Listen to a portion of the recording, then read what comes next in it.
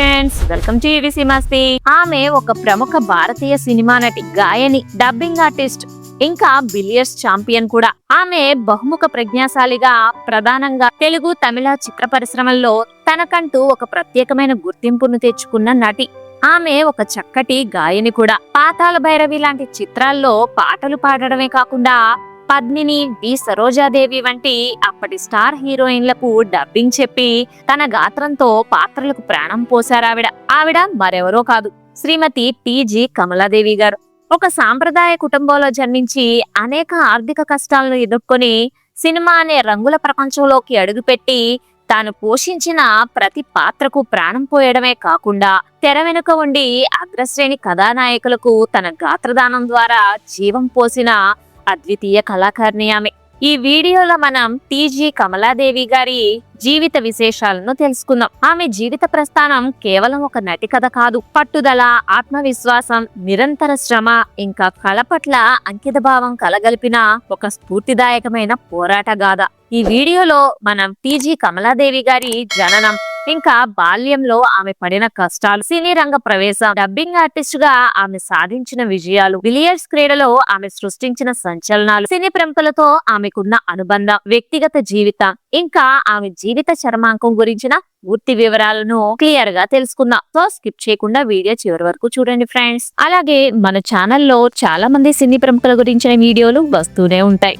అవన్నీ మిస్ కాకుండా చూడాలంటే మా ఛానల్ ని సబ్స్క్రైబ్ చేసుకొని పక్కనే ఉన్న బెల్ ఐకాన్ కూడా యాక్టివ్ చేసి పెట్టుకోండి ఫ్రెండ్స్. ముందుగా ఆమె కుటుంబ నేపథ్యం గురించి తెలుసుకుందాం. టి.జి. కమలాదేవి గారి అసలు పేరు తోట గోవిందమ్మ. 1930 డిసెంబర్ 29న చిత్తూరు జిల్లాలోని కార్వేటి నగరంలో జన్మించారు. ఆవుల చంద్రబాబు గారిని వివాహం చేసుకున్న తర్వాత ఆమె పేరు ఏ కమలా చంద్రబాబుగా మారింది. చలనచిత్ర రంగంలోకి ప్రవేశించిన తర్వాత ఆమె తన పేరును టి.జి. కమలాదేవిగా మార్చుకున్నారు. ఆమె తండ్రి టి. కృష్ణస్వామి నాయుడు, తల్లి లక్ష్మమ్మ. వారి కుటుంబంలో ఆమెతో పాటు 2 అక్కలు, ఇంకా ఒక తమ్ముడు ఉండేవారు. విశేషం ఏంటంటే ఆమె పెద్దక్క జయమ్మ తెలుగు సినీ చరిత్రలో మొట్టమొదటి సూపర్ స్టార్ గా కీర్తించబడే లెజెండరీ నటుడు చిత్తూరు వి నాగయ్య గారి భార్య. ఈ బంధుత్వం కమలాదేవి గారి భవిష్యత్తును ఎంతో ప్రభావితం చేసింది. కమలాదేవి గారి బాల్యం పూలపాన్పులా సాగలేదు. ప్రారంభంలో వారి కుటుంబం ఆర్థికంగా స్థిరంగా ఉన్నప్పటికీ వారి తండ్రి కృష్ణస్వామి నాయుడు గారు వ్యాపారంలో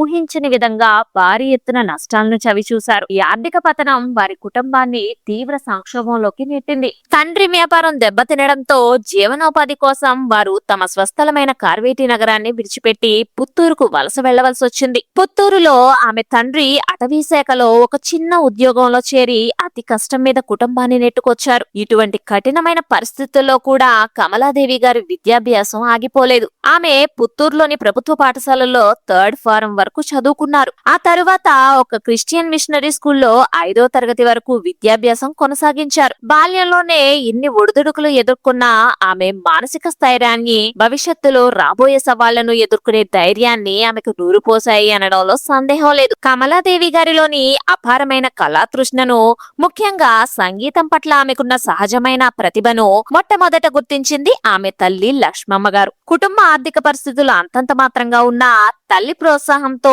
కమలాదేవి గారు మాత్రం కేవలం 7 ఏళ్ల చిరుప్రాయంలోనే శాస్త్రీయ సంగీత శిక్షణను ప్రారంభించారు. ఆనాటి ప్రముఖ గాత్ర విద్వాంసుడైన గురువు గారు చెంచురామయ్య గారి వద్ద ఆమె శిష్యరికం చేశారు. 100కు పైగా కీర్తనలను, క్లిష్టమైన శృతులను ఎంతో అవలీలగా ఇంకా ప్రతిభావంతంగా నేర్చుకున్నారు. సంగీతం పట్ల ఆమెకున్న అంకిత భావం ఎంత వేగంగా ఫలించిందంటే 11 ఏళ్ల చిన్న వయసులోనే ఆమె ఒక చారిత్రాత్మకమైన ఘనతను సాధించారు. 1940ల ప్రారంభంలో గ్రామఫోన్ రికార్డ్ కోసం పాడడం అనేది అత్యంత కష్టంతో కూడుకున్న పని. ఆధునిక రికార్డింగ్ సదుపాయాలు లేని ఆ రోజుల్లో శృతి, లయ తప్పకుండా మైక్ ముందు పాడటం గొప్ప గాయని గాయకులకే సాధ్యపడేది కాదు. కానీ 11 ఏళ్ల వయసులోనే సిహెచ్బి వెంకటాచలం గారితో కలిసి లవకుశ నాటకం కోసం ఆమె తన తొలి గ్రామ్ఫోన్ రికార్డును అందించారు. అంతటి చిన్న వయసులో ఇంతటి ఘనత సాధించడం ఆనాటి కళారంగంలో పెద్ద సంచలనం. ఆ తరువాత ఆమె మద్రాసు ఆకాశవాణి కేంద్రంలో 1945 నుండి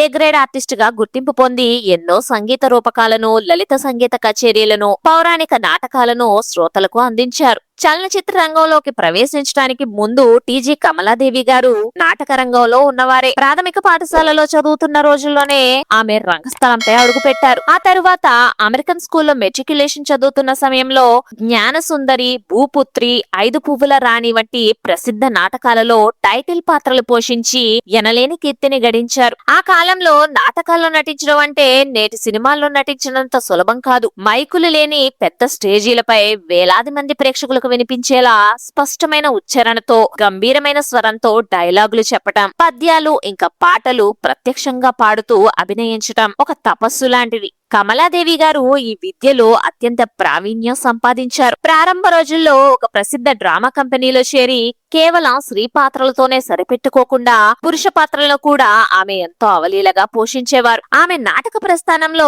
అత్యంత కీలకమైన ఘట్టం అలెగ్జాండర్ నాటకం. ఈ నాటకంలో ఆమె పోషించిన రుక్సానా పాత్ర ఆమె కెరీర్ లోనే ఒక మైలురాయిగా నిలిచిపోయింది. ఆంధ్ర సెక్రటేరియట్ అసోసియేషన్ ఆధ్వర్యంలో గుజరాత్, రాజస్థాన్ తదితర రాష్ట్రాలలో ఈ నాటకాన్ని ప్రదర్శించగా కమలాదేవి గారు ఏకదాటిగా 25 సార్లు ఈ రుక్సానా పాత్రను పోషించి జాతీయ స్థాయిలో గుర్తింపు పొందారు. బందరు నాటక కళా పరిషత్ ప్రతిష్టాత్మకంగా నిర్వహించిన పోటీలలో గాలివానా అనే సాంఘిక నాటకంలో ఆమె కనబరిచిన అద్భుత నటనకు గాను ఆమెకు ఉత్తమ నటి అవార్డు లభించింది. నాటక రంగానికి ఆమె చేసిన విశేషమైన నిస్వార్థమైన సేవలకు అత్యున్నత గుర్తింపుగా 1983వ సంవత్సరంలో ఆంధ్రప్రదేశ్ నాటక అకాడమీ ఆమెకు నాటక కళా ప్రపూర్ణ అనే గౌరవప్రదమైన బిరుదుతో సత్కరించింది. నాటి ప్రసిద్ధ నటులు కొంగర జగ్గయ్య గారు, చలం గారు, పినిశెట్టి శ్రీరామమూర్తి గారు తదితరులతో కలిసి అన్నా చెల్లెళ్ళు నాటకంలో, ఇంకా ప్రముఖ హాస్యనటుడు రమణారెడ్డి గారు జోడీగా ఆచార్య ఆత్రేయ గారు రచించిన పరివర్తన వంటి నాటకాలలో ఆమె నటన చిరస్మరణీయం. నాటక రంగంలో గొప్ప కీర్తి ప్రతిష్టలను గడిస్తున్న కమలాదేవి గారు వెండితెరపై ఎలా అడుగు పెట్టారో ఇప్పుడు తెలుసుకుందాం. అది తెలుసుకునే ముందు మన వీడియోకి ఒక హైప్ ఇవ్వండి ఫ్రెండ్స్. ఇచ్చారా? Thank you friends. కమలాదేవి గారు వెండితెరపై అడుగు పెట్టడం వెనుక ఆమె బావగారు, నాటి మేటి నటుడు చిత్తూరి వి నాగయ్య గారి పాత్ర ఎంతో కీలకం. ఆయన ప్రోత్సాహం ఇంకా మార్గదర్శకత్వంలో ఆమె సినిమాల్లోకి రావాలని నిర్ణయించుకున్నారు. అయితే ఆమె సినీ ప్రయాణం పూలపాన్పుగా ఏమీ సాగలేదు. నాగయ్య గారు ప్రముఖ దర్శక నిర్మాత బిఎన్ రెడ్డి గారికి కమలాదేవి గారిని ఓ సినిమాకు గాను సిఫార్సు చేశారు. అలా బిఎన్ రెడ్డి గారు కమలాదేవి గారిని మద్రాసుకు పిలిపించారు. తనకంటూ ఒక మంచి సినిమాలో గొప్ప అవకాశం దక్కిందని ఆమె ఎంతో సంబరపడిపోయారు. కానీ సినీ పరిశ్రమలో రాణించాలంటే అదృష్టం కూడా కలిసి రావాలి. కొన్ని కారణాల వల్ల ఆ సినిమాలో అవకాశం ఆమెకు దక్కకుండా చేజారిపోయింది. ఒక ఎదుగుతున్న కళాకారిణికి ప్రారంభంలోనే ఇలాంటి చేదు అనుభవం ఎదురవటం ఆమె వృత్తిపరమైన జీవితంలో ఒక పెద్ద మానసిక ఎదురుదెబ్బ. అయినప్పటికీ ఆమె తన పట్టుదలను, ఆత్మవిశ్వాసాన్ని ఏమాత్రం సడలనివ్వలేదు. చివరికి 1941 సంవత్సరంలో ప్రసిద్ధ తమిళ దర్శకుడు రాజా శాండో దర్శకత్వం వహించిన చూడామణి చిత్రం ద్వారా కమలాదేవి గారు తెలుగు తెరకు అధికారికంగా పరిచయం అయ్యారు. ఈ చిత్రంలో ఆమె ప్రముఖ నటుడు సిఎస్ఆర్ ఆంజనేయులు గారికి చెల్లెలి పాత్రను పోషించారు. ఆ తరువాత 1941లోనే వచ్చిన దక్ష యజ్ఞం చిత్రంలో రోహిణి పాత్రలో, 42లో వచ్చిన బాలనాగమ్మ సినిమాలో మందుల మాణిక్యం పాత్రలో నటించి తన ప్రతిభను చాటుకున్నారామె. 1945లో వచ్చిన మాయాలోకం చిత్రం నటిగా ఆమెకు మంచి గుర్తింపును, నిలకడను తీసుకొచ్చిందని చెప్పొచ్చు. అయితే కమలాదేవి గారి సినీ జీవితంలో ఎదుర్కొన్న అతిపెద్ద వృత్తిపరమైన సవాలు టైప్ కాస్టింగ్. అద్భుతమైన గాత్రం, నాటక రంగంలో విశేషమైన అనుభవం, గొప్ప నటనా నైపుణ్యం, ఇంకా అందం ఉన్నప్పటికీ నాటి సినీ పరిశ్రమ ఆమెను కేవలం సహాయక పాత్రలకు మాత్రమే పరిమితం చేసింది. ఆమె సుదీర్ఘ సినీ జీవితంలో సుమారు 30 నుంచి 70 చిత్రాల్లో నటించినప్పటికీ అందులో అత్యధిక శాతం చెల్లెలు, స్నేహితురాలు పాత్రలు పోషించడం జరిగింది. అలా చిన్న చిన్న సహాయక పాత్రలకు పరిమితమైనప్పటికీ అవకాశం వచ్చిన ప్రతిసారి కమలాదేవి గారు తన నటనా విశ్వరూపాన్ని ప్రదర్శించి ప్రేక్షకులను మెప్పించారు. ఆమె నటనా ప్రస్థానంలో కొన్ని చిత్రాలు చారిత్రాత్మకమైనవి. అందులో చెప్పుకోదగ్గది 1946లో రిలీజ్ అయిన ముగ్గురు మరాఠీలు సినిమా. ఘంటసాల బలరామయ్య గారు దర్శకత్వం వహించిన ముగ్గురు మరాఠీలు చిత్రంలో అక్కినేని నాగేశ్వరరావు సరసన టీజీ కమలాదేవి గారు హీరోయిన్ గా నటించారు. విశేషం ఏంటంటే అక్కినేని నాగేశ్వరరావు గారు హీరోగా తొలిసారిగా ఆలపించిన యుగళ గీతంలో కమలాదేవి గారు హీరోయిన్ గా నటించారు. ఈ చిత్రం అప్పట్లో ఘన విజయం సాధించి కమలాదేవి గారి నటనా సామర్థ్యాన్ని సినీ లోకానికి గట్టిగా చాటి చెప్పింది. ఇక 1951లో బిఎన్ రెడ్డి గారి సినిమా అయిన మల్లీశ్వరి చిత్రంలో ఆమె నటించారు. ఆ చిత్రంలో కమలాదేవి గారు పోషించిన జలజ పాత్ర అత్యంత ప్రేక్షకాదరణ పొందింది. కథానాయిక మల్లీశ్వరికి రాణివాసంలో తోడుగా, ఇష్టసఖిగా, ఒక సహాయకురాలిగా ఉంటూనే కథాగమనంలో అత్యంత కీలకమైన పాత్రను ఆమె పోషించారు. అంతేకాకుండా ఈ సినిమాలో ఆమె కొన్ని పాటలు కూడా పాడడం విశేషం. కేవీ రెడ్డి గారి దర్శకత్వంలో విజయ ప్రొడక్షన్స్ బ్యానర్ పై రూపుదిద్దుకున్న మరో చారిత్రాత్మక జానపద చిత్రం పాతాళ భైరవి. 1951లో రిలీజ్ అయింది ఈ సినిమా. ఈ చిత్రంలో కమలాదేవి గారు ఒక వీరకథా గాయని పాత్రలో కనిపించి సంచలనం సృష్టించారు. ఈ చిత్రంలో ఆమె స్వయంగా ఆలపించి నటించిన ఇతిహాసం విన్నారా అనే బుర్రకథ పాట అప్పట్లో ఉరు తొలగించింది ప్రేక్షకుల్ని. ఆమె నటించిన కొన్ని సినిమాలు చూడామణి, దక్షయజ్ఞం, బాలనాగమ్మ, శ్రీ సీతారామ జననం, మాయాలోకం, విద్యాపతి, గుణసుందరి కథ, పాతాళ భైరవి, పల్లెటూరు, చక్రపాణి ఇలా అనేక సినిమాల్లో ఆమె నటిస్తూ వచ్చారు. నటిగా, గాయనిగా తనకంటూ ఒక బలమైన గుర్తింపు తెచ్చుకున్న కమలాదేవి గారు తన అసలైన బలాన్ని, సృజనాత్మకతను డబ్బింగ్ రంగంలో చూపించారు. 1950 ఇంకా 60ల కాలంలో దక్షిణ భారత చలనచిత్ర పరిశ్రమ మద్రాసు కేంద్రంగా పనిచేసేది. ఇతర భాషా చిత్రాలను తెలుగులోకి అనువదించడం, అలాగే ఇతర భాషలకు చెందిన నటీమణులు తెలుగులో నటించినప్పటికీ వారికి స్పష్టమైన తెలుగు ఉచ్చారణ గాత్రాన్ని అందించడం అత్యంత అవసరమైన ప్రక్రియగా మారింది ఆ రోజుల్లో. ఈ నేపథ్యంలో టీజీ కమలాదేవి గారు తన మధురమైన, స్పష్టమైన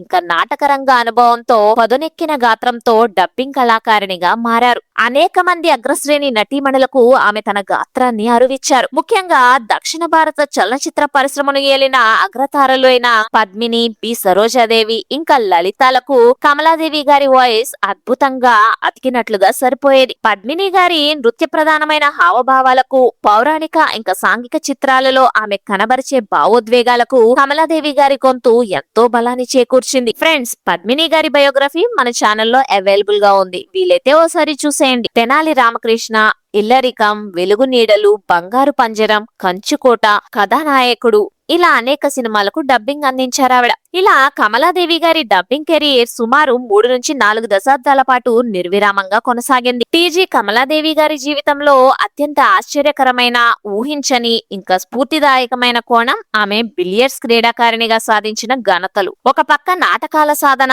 మరో పక్క ఉదయం నుంచి సాయంత్రం వరకు సినిమా షూటింగ్లు, ఆ పైన డబ్బింగ్ థియేటర్లలో బిజీగా ఉండే ఒక సాంప్రదాయ భారతీయ మహిళ పూర్తిగా పురుషుల ఆధిపత్యం ఉన్న ఒక ఖరీదైన ఇండోర్ క్రీడలో అడుగు పెట్టడం అనేది భారతీయ క్రీడా చరిత్రలోనే ఒక సువర్ణాధ్యాయం. ఆమెకు బిలియర్డ్స్ ఆట పరిచయం కావటం వెనుక ఒక అత్యంత ఆసక్తికరమైన కథ ఉంది. 1954వ సంవత్సరంలో అప్పటి ప్రపంచ స్నూకర్ ఛాంపియన్ అయిన ప్రఖ్యాత క్రీడాకారుడు హోరిస్ లిండ్రమ్ ఆంధ్ర మహాసభ ఆహ్వానం మేరకు మద్రాసు నగరాన్ని సందర్శించారు. ఆయన వెంట ఆయన భార్య మిసెస్ లిండ్రమ్ కూడా వచ్చారు. ఆమె కూడా ప్రొఫెషనల్ స్థాయి బిలియర్డ్స్ ఆడుతుంది. మద్రాసు క్లబ్ లో ఆమెతో ఎగ్జిబిషన్ మ్యాచ్ ఆడేందుకు చెన్నైలో ఒక్క మహిళా క్రీడాకారిణి కూడా ఆ సమయంలో అందుబాటులో లేరు. ఆ రోజుల్లో మహిళలు స్పోర్ట్స్ ఆడటం దాదాపు నిషిద్ధం. ఆ విపత్కర పరిస్థితుల్లో చెన్నాపురి ఆంధ్ర మహాసభ కార్యక్రమాల్లో అత్యంత చురుగ్గా పాల్గొనే కమలాదేవి గారిని ఎలాగైనా మిసెస్ లిండ్రమ్ తో ఆడించాల్సిందిగా నిర్వాహకులు కోరారు. ఆ ఆట గురించి ఏమీ తెలియని కమలాదేవి గారు కేవలం పరిస్థితిని చక్కదిద్దేందుకు, సంస్థ పరువు నిలబెట్టేందుకు ధైర్యంగా ఆటలోకి దిగారు. ఆ యాదృచ్ఛిక సంఘటన ఆమెలోని ఒక కొత్త క్రీడాకారిణిని బయటకు తీసింది. ఆ క్షణం నుండి బిలియర్డ్స్ ఆట పట్ల ఆమె ఆకర్షితురాలై దానిని అత్యంత సీరియస్ గా తీసుకోవడం ప్రారంభించారు. అప్పట్లో మహిళలు స్పోర్ట్స్ ఆడడం నిషేధం. అలాంటి టైంలో పురుషులతో సమానంగా స్పోర్ట్స్ లో పోటీ పడడం తోటి ఆటగాళ్లను, సమాజాన్ని విస్మయానికి గురిచేసింది. ఆమె ఎన్నో ఓటములను, విమర్శలను ఎదుర్కొని ఉండొచ్చు, కానీ ఆమె పట్టుదల మాత్రం సడలలేదు. నిరంతర సాధన, అంకిత భావంతో ఆమె తన ఆటను జాతీయ స్థాయికి తీసుకెళ్లారు. దశాబ్దాల నిరీక్షణ అనంతరం 1991 సంవత్సరంలో జరిగిన Indian national women's billiards championship లో ఆమె విజేతగా నిలిచి భారతీయ క్రీడా చరిత్రలో సంచలనం సృష్టించారు. అప్పటికి ఆమె వయసు 62 సంవత్సరాలు కావటం విశేషం. ఆ తరువాత 1995లో 66 ఏళ్ల వయసులో రెండోసారి జాతీయ బిలియర్డ్స్ ఛాంపియన్ టైటిల్ ను గెలుచుకొని తన సత్తా ఏకాగ్రత వయస్సుకు అతీతమని ప్రపంచానికి నిరూపించారామె. దీంతో పాటు అప్పటి world's billion champion Bob marshals తో కలిసి బెంగళూరు ఇంకా మైసూరు నగరాలలో ప్రదర్శన మ్యాచ్లు ఆడే అరుదైన అవకాశాన్ని గౌరవాన్ని కమలాదేవి గారు దక్కించుకున్నారు. ఒక నటిగా కంటే క్రీడాకారిణిగా ఆమె చూపిన తెగువ సామాన్యమైనది కాదు. వృత్తిపరంగా సినిమా, నాటకం, క్రీడలు వంటి అత్యంత ఒత్తిడితో కూడిన ఎన్నో శిఖరాలను అధిరోహించిన కమలాదేవి గారి వ్యక్తిగత జీవితం అత్యంత ప్రశాంతంగా, అన్యోన్యంగా ఇంకా క్రమశిక్షణతో సాగింది. ఆమె 1946 సంవత్సరంలో శ్రీ ఆవుల చంద్రబాబు నాయుడు గారిని వివాహం చేసుకున్నారు. చంద్రబాబు గారు మద్రాసు కార్పొరేషన్ లో ఇంజనీర్ గా పనిచేసేవారు. వృత్తిరీత్యా ఆయన ఇంజనీర్ అయినప్పటికీ ఆయన గొప్ప కళాభిమాని కావటం కమలాదేవి గారికి ఎంతగానో కలిసొచ్చింది. ఒకసారి అనార్కలి అనే ప్రసిద్ధ నాటకంలో కమలాదేవి గారు, చంద్రబాబు నాయుడు గారు ఇద్దరు కలిసి నటించారు. ఆ నాటక ప్రదర్శన సమయంలోనే వారి మధ్య ఏర్పడిన పరిచయం, స్నేహం క్రమంగా ప్రేమగా మారి పెద్దల అంగీకారంతో వివాహానికి దారితీసింది. వివాహం తర్వాత ఆమె తన పేరును కమలా చంద్రబాబుగా మార్చుకున్నారు. వీరికి ఆవుల జయచందర్ అనే ఒక కుమారుడు జన్మించాడు. భర్త చంద్రబాబు నాయుడు గారి ప్రోత్సాహం, సంపూర్ణ సహకారం వల్లే కమలాదేవి గారు వివాహం తర్వాత కూడా నాటకాలు, సినిమాలు, డబ్బింగ్ ఇంకా బిలియర్డ్స్ వంటి భిన్న రంగాలలో ఏకకాలంలో దశాబ్దాల పాటు రాణించగలిగారు. ఒక సంపూర్ణమైన ఆదర్శవంతమైన గృహిణిగా కుటుంబ బాధ్యతలను నెరవేరుస్తూనే అదే సమయంలో విజయవంతమైన వృత్తి నిపుణురాలిగా ఆమె తన జీవితాన్ని అద్భుతంగా సమతుల్యం చేసుకున్నారు. కళా సేవలో, క్రీడా సాధనలో, సామాజిక సేవలో తన జీవిత చరమాంకం వరకు అత్యంత చురుకుగా గడిపిన టీజీ కమలాదేవి గారు తన 81వ ఏట వృద్ధాప్య సంబంధిత అనారోగ్యానికి గురయ్యారు. కొద్ది రోజుల పాటు స్వల్ప అనారోగ్యంతో బాధపడిన ఆమె 2012 ఆగస్టు 16వ తేదీన చెన్నైలోని తన స్వగృహంలో కన్నుమూశారు. ఆమె మరణంతో